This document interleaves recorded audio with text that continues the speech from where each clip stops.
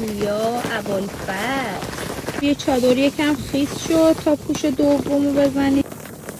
خب بازم تشک خونمون.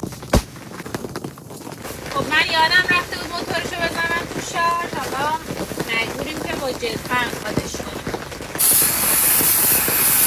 یاد شبای دزفول افتادم. بکنم بارون اون موقع هم شدید بود. سعید رو تخته میاری؟ یعنی شده فکر کنم رو کنیم بخوابیم، ولی باید شام درست کنم.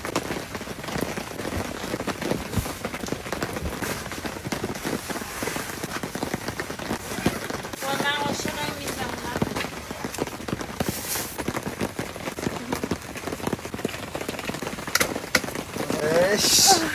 اینقدر سرده تصمیم گرفتیم اول بخاری رو نصب کنیم، بقیه تجهیزات رو بذاریم برای فردا بچینیم. منم میخوام یه شام خوشمزه درست کنم که خیلی وقتم هست نخوردم.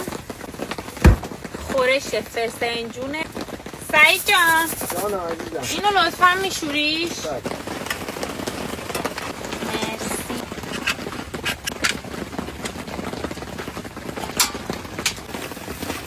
وای صدای بارونو. به شاممونم آماده شد. عجب شامی. مرسی کدبانو. ببین چه فسنجونی درست کردم. به انقدر خسته بودیم وسایل رو همینطوری ول کردیم فقط بخوابیم با این صدای بارون.